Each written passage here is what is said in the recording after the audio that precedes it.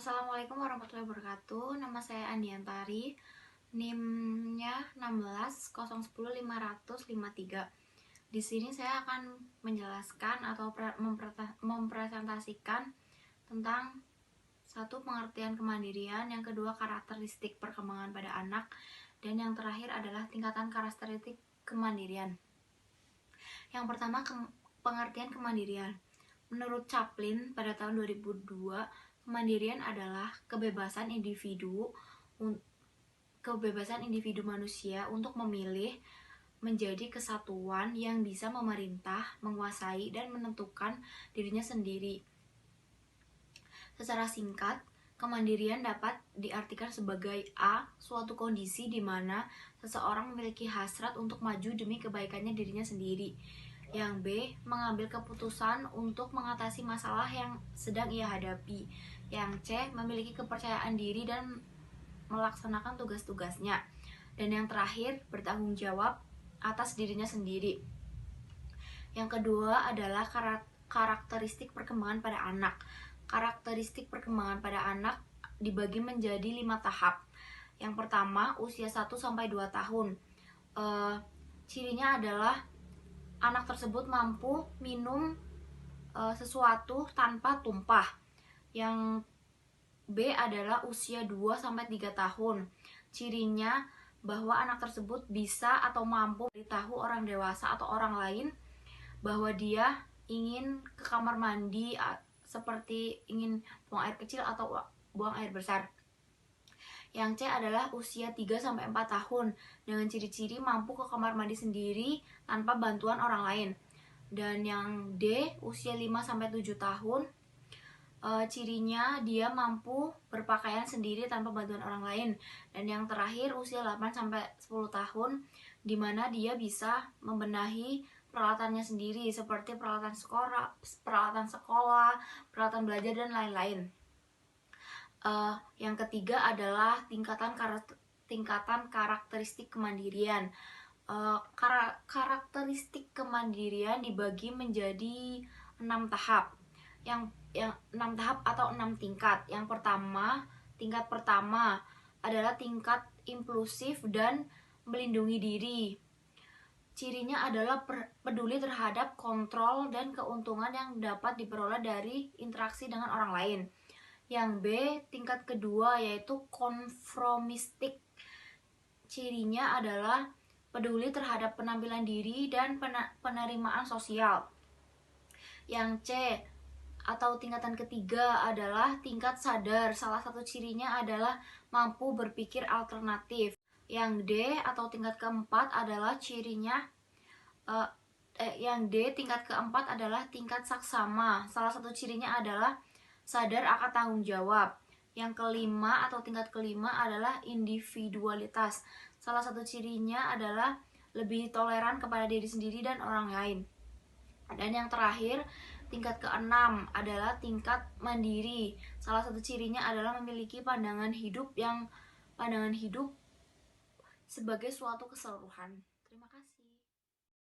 Assalamualaikum warahmatullahi wabarakatuh.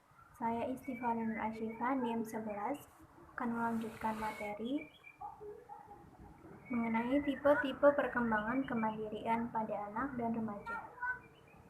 Menurut Steinberg, tahun 1995, membagi kemandirian dalam 3 tipe, yaitu pertama, kemandirian emosional. Kemandirian emosional dapat diartikan sebagai kemampuan individu dalam mengelola emosinya, seperti pemudaran ikatan emosional anak dengan orang tua.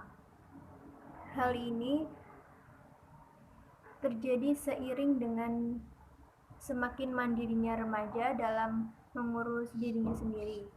Maka waktu yang diluangkan orang tua terhadap anak makin berkurang.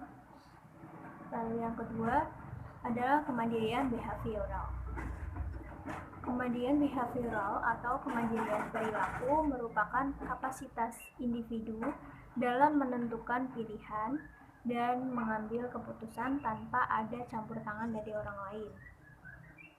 Tetapi bukan berarti mereka tidak masukan dari orang lain, melainkan akan menggunakan masukan tersebut sebagai referensi untuk dirinya dalam mengambil sebuah keputusan. Terus yang ketiga adalah kemandirian nilai. Kemandirian nilai merupakan proses yang paling kompleks. Tidak jelas bagaimana proses berlangsung dan pencapaiannya terjadi melalui proses internalisasi yang pada lazimnya tidak disadari. Umumnya berkembang paling akhir dan paling sulit dicapai secara sempurna dibanding kedua tipe kemandirian lainnya. Kemandirian nilai yang dimaksud adalah kemampuan individu menolak tekanan untuk mengikuti tuntutan orang lain tentang keyakinan dalam bidang nilai. Lalu selanjutnya adalah faktor yang dapat mempengaruhi perkembangan kemandirian anak dan remaja. Yang pertama adalah gen atau keturunan dari orang tua. Orang tua yang memiliki kemampuan kemandirian yang tinggi biasanya menurunkan kepada anaknya kemampuan kemandirian yang tinggi yang sama juga. Namun faktor keturunan ini banyak perdebatan karena sesungguhnya sifat kemandirian orang tua itu bukan menurun dari orang tuanya ke anaknya, tetapi cara orang tua mendidik anaknya tersebut menjadi mandiri gitu. Lalu yang kedua adalah pola asuh orang tua. Orang tua yang terlalu banyak melarang atau mengeluarkan kata jangan kepada anak tanpa disertai alasan yang rasional, maka akan mengakibatkan penghambatan perkembangan kemandirian pada anak itu. Lalu yang ketiga ada sistem pendidikan di sekolah. Nah, proses pendidikan di sekolah yang tidak mengembangkan demokrasi pendidikan dan cenderung menekankan indoktrinisasi tanpa argumentasi, maka akan menghambat perkembangan kemandirian pada remaja.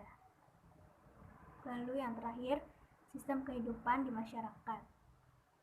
Sistem kehidupan di masyarakat yang terlalu menekankan pentingnya struktur sosial, merasa kurang aman atau mencekam, serta kurang menghargai manifestasi potensi remaja dalam kegiatan yang produktif, maka ini akan menghambat pelancaran perkembangan kemandirian anak remaja. Tentang karir remaja. Pengertian karir sering diartikan sebagai pekerjaan atau profesi seseorang yang menghasilkan sesuatu dalam memenuhi kebutuhan hidup. Pekerjaan tidak serta-merta merupakan karir. Mengingat betapa pentingnya masalah karir dalam kehidupan manusia, maka sejak dini anak perlu dipersiapkan dan dibantu untuk merencanakan hari depan yang lebih cerah. Dengan cara memberikan pendidikan dan bimbingan karir yang berkelanjutan. Jadi untuk karir sendiri memang sudah seperlunya sejak dini masalah ini lebih dipersiapkan supaya di masa depannya nanti dapat menentukan kehidupan selanjutnya dengan jelas. Lalu selanjutnya adalah orientasi karir pada anak dan remaja.